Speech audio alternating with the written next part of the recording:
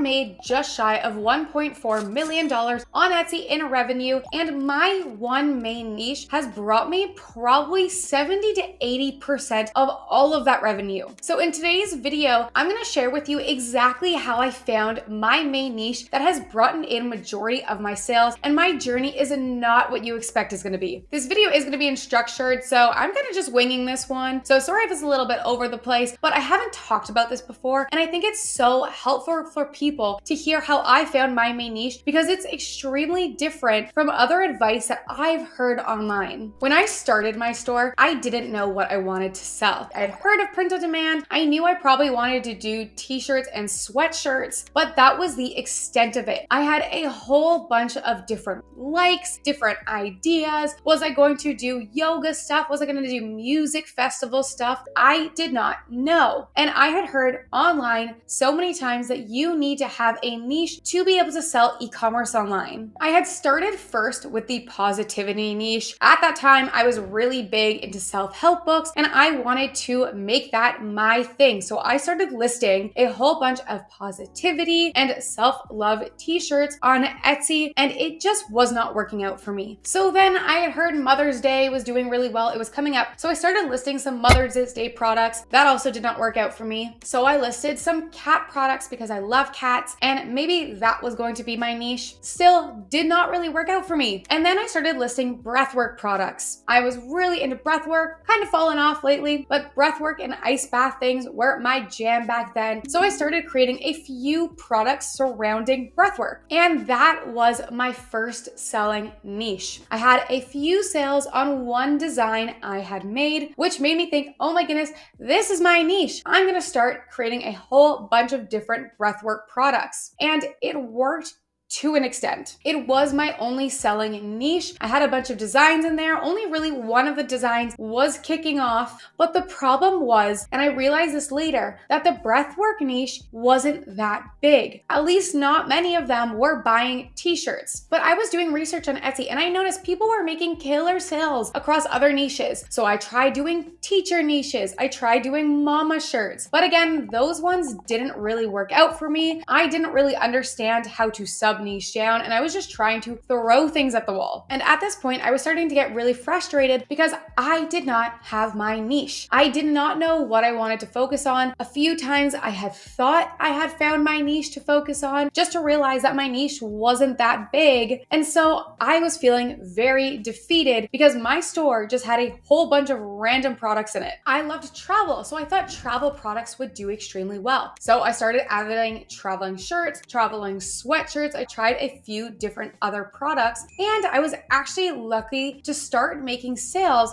within the travel niche. But then I became lost because I still had some breathwork products selling. I still liked some of my other products out there, but now I also had these travel products doing really well, and I was kind of losing focus with my store, and I did not know who I was. And then I had my big aha moment, which was, why do I need a niche on Etsy? Everyone tells me I need a niche on Etsy, but why do I actually? The way Etsy works is unlike a website. On a website, yes, absolutely, you need your own niche because you're doing marketing. You need to be advertising to the people who are going to want your product. Versus with Etsy, how it works is people type into the Etsy search bar and then they find your individual product. They are rarely searching by your shop name, but instead are finding you again through your individual listings. So I decided to just try to stop fitting into just one niche and just try a bunch of different niches to see what was going to work for me and to stop having the pressure of trying to find that one niche, and then perhaps the niche would find itself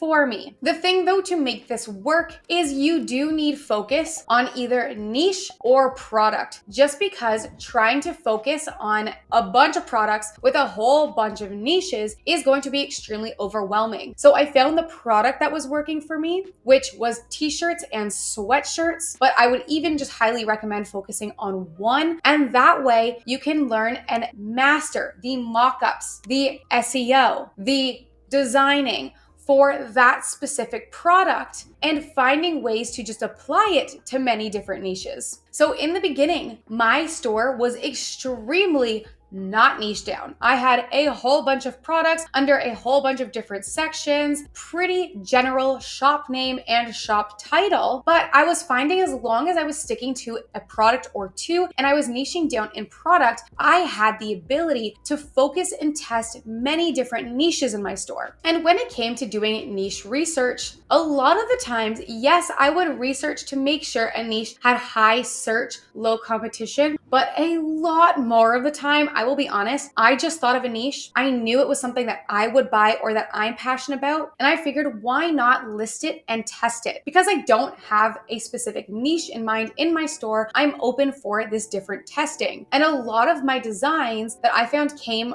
from a place of me really liking that niche did a lot better than the ones that I was chasing because I saw other people doing really well with them. The only problem with going with your very specific niches, like I talked about the breathwork one, is yes, they might sell because people are passionate about them, but it might not have a large enough market for you to quit your day job on just the sales from breathwork shirts. So I couldn't have just a breathwork focused store. So if I wanted my store to grow, I had to include other niches that were doing well. So I had breathwork in there that was selling, but it was capped at a few sales a month. I found other niches that had a higher cap per month that were still selling alongside my breathwork shirts, even though they were not niched the same. And what's going to happen naturally, it happened to me and it happened to many, many different students of mine, was after testing a whole bunch of niches, your niche starts to show itself. You start to find the niche that has a higher cap, that you are good at designing for, that you like to design for. Often it's going to be a niche that you relate to because you have a few different inside jokes. You already know these sayings that do well. You relate with it as well, but you might not have known if that niche was actually going to do well for you. So by testing a whole bunch at once,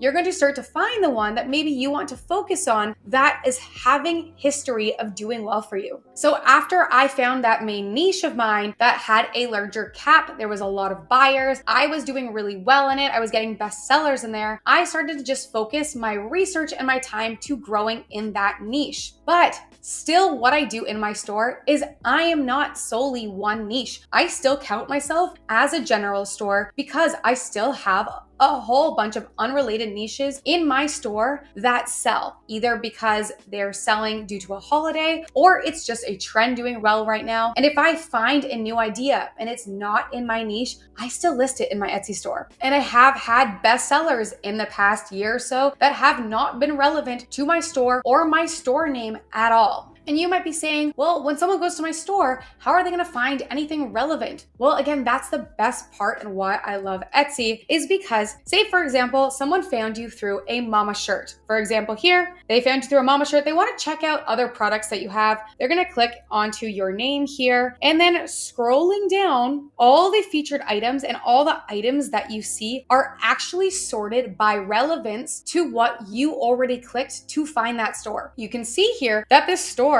sells sports shirts, dad shirts, Halloween shirts, holiday items, but that's not what I'm seeing. I'm actually seeing all of their mama or their Mimi or family shirts on the front page because I'm more relevant to buy those because that's how I found this store. Because the nature of Etsy is inbound, meaning people are searching for your products, they often don't really care about your shop name, guys, and you're not doing outbound marketing, like you're not doing Facebook ads, you're not doing social media yet. You can test a whole bunch of niches and people are going to find you by your individual product and again, not your store. So if you are just starting Etsy, focus on a product you want to sell that has a history of selling for other people, but don't sweat the niche just yet. It will find itself, and if it doesn't, that's okay. You can have a whole bunch of different niches in your store. There are so many best-selling Etsy stores out there with thousands of listings with hundreds of different niches in them. They don't need to all be appealing to the exact same niche if it's inbound search like Etsy is. All right, guys, I hope you enjoyed my ramble today. And if you are stuck in the indecision mode and that's what's stopping you from getting started, just start and stop overthinking it. Start getting listing and things will get easier. You'll start finding out what works. And that's what happened with my store. Do not overthink it and just start. And I'm cheering you guys on. Thank you, and I'll see you next week.